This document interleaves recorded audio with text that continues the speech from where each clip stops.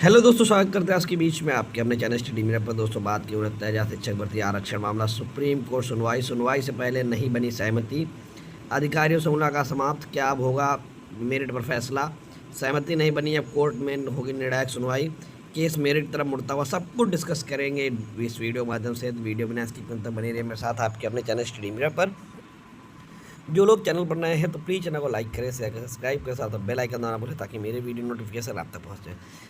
देखिए, शुरू में मेरे द्वारा कही गई बातें जो होती हैं वो आप लोगों को थोड़ा बुरी और कष्टदायक लगती, क्योंकि मैंने आज तक ना तो व्यूज़ बढ़ाने के चक्कर में वीडियो बनाता हूँ, ना तो कुछ जो एक्चुअल चीज़ें मुझे लगती मैं वो बनाता हूँ। मैंने शुरू में कहा था कि समझौता इतना आसान नहीं है। ठीक है, क्यों इतना आसान नहीं है मैं आपको बताना चाहूँगा। पहले दो पोस्ट देख लेते हैं। 70,000 शिक्षक भर्ती में 8270 में से ओबीसी एससी को मिलने वाले 7126 यानी 7126 पदों से कोई समझौता नहीं होगा।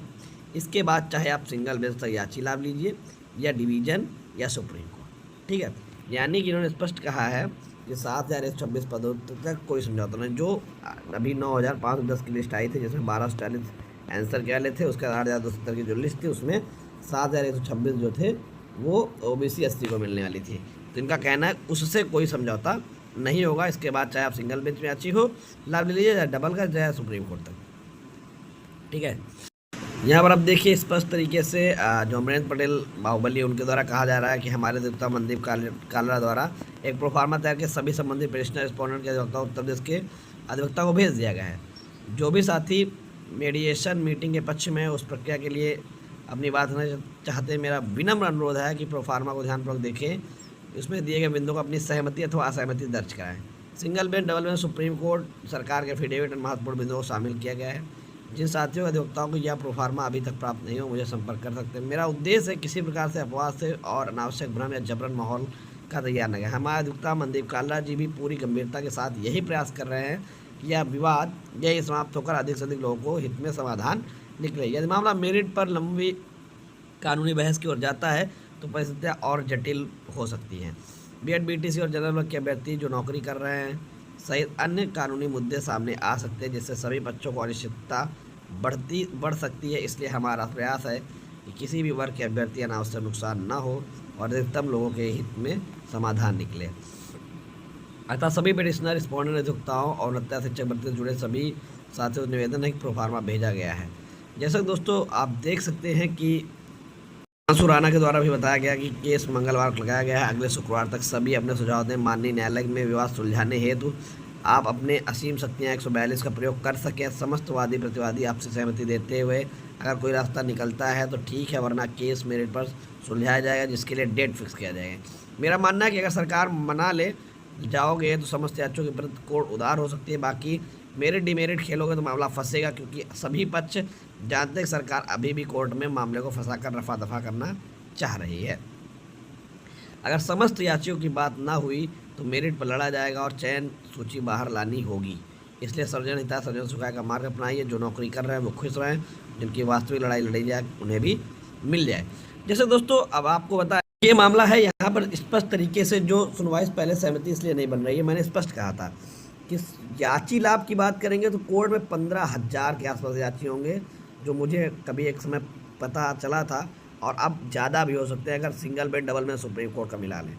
ठीक है, तो इतने बड़े नंबर में याची लाभ देना इतना आसान नहीं है। ठीक है, इतने बड़े नंबर में, लेकिन फिर भी एक क्या होता है, याची लाभ का मतलब एक यहाँ होता है ये भी कि हैं तो 15,000 लोग, लेकिन जो लोग मेरिट में आ रहे होंगे उन्हीं को तो याची लाभ आप देंगे। ठीक है, क्योंकि मेरिट आंसर की में भी मेरिट लगी है, और अगर मेरिट का लाभ दिया जाएगा तो कितने लोग आएंगे। और रही बात दूसरी, 9,510 के जो लोग हैं उसमें 1240 आंसर की घटा 8,270 की जो लिस्ट थी वो तो अभी सेफ़ है, वो तो आएगी ही आएगी, क्योंकि सरकार ने खुद माना भी हमारे पास इतने पद हैं। 4,946 पद तो उन्होंने कहा था first single bench, double bench, third और single first counselling, second counselling, third counselling में सीटें खाली रह गई, तो वो सीटें अभी आएंगी, कट ऑफ गिरेगी, इसमें कोई दो राय नहीं है। लेकिन सरकार ये खेल रही है, अभी तक जो सीट का जिक्र किया था वैकेंट का जिक्र करने लगी है कि वैकेंट सीटों पर हम लोग भर्ती करेंगे। ठीक है, तो अभी याची लाभ वाला जो मामला है वो फंस रहा है। ठीक है, कुछ लोग कह रहे हैं कि मिलेगा, कुछ लोग कह रहे हैं नहीं मिलेगा। ऐसी बात है, जो टीम जिस मुद्दे को लेकर बनी होगी, ठीक, जो 27-21 की टीम होगी, जो 6800 की टीम होगी, जो याचीला की टीम होगी, अगर उनकी चीज़ें आप नहीं उठाएंगे तो कोर्ट में लड़ेंगे। और उनका लड़ना गलत भी नहीं है। आपका लिस्ट में नाम आ रहा है, आप कमेंट बॉक्स में लिख रहे हैं कि जो कर रहा है गलत कर रहा है, जिसकी लग रही लगने दो। लेकिन अभी भी आपका लिस्ट में नाम नहीं आ रहा होगा तो आप यही लिखेंगे कि मामला न्यायिक तौर से होना चाहिए, जिसकी लगेगी तब लगेगी। ठीक है, तो ये देखिए क्या होता है कि हम स्वार्थी हैं। हमारा लिस्ट में नाम है तो हम कह देंगे सब ठीक है, हमारा लिस्ट में नाम नहीं है तो हम कह देंगे नहीं, सही वैसे होना चाहिए। तो ये सीधी सीधी बात है कि हम स्वार्थी अपना स्वार्थ देख रहे हैं। बाकी देख सकते हैं क्या होगा। अभी कोई ऐसी सहमति स्पष्ट नहीं बन पाई है जिससे ये लगे कि 142 प्रयोग करते मामला आसानी से निपट जाएगा। ठीक है, और अधिकारियों की भी एक ही बात है कि हम सबको याची लाभ नहीं दे सकते। नंबर ऑफ कैंडिडेट इतने ज़्यादा हैं, अगर सबको याची लाभ देंगे सीट कहाँ से लाएंगे। ठीक है, तो इसलिए सहमति जैसी कोई चीज़ अभी बनती हुई नज़र नहीं आ रही। केस जो है वो मेरी तरफ मुड़ता हुआ समझ में आ रहा है। मुड़ता, अगर केस मेरी तरफ मुड़ता है तो क्या होगा आने वाले समय में पता चलेगा। धन्यवाद।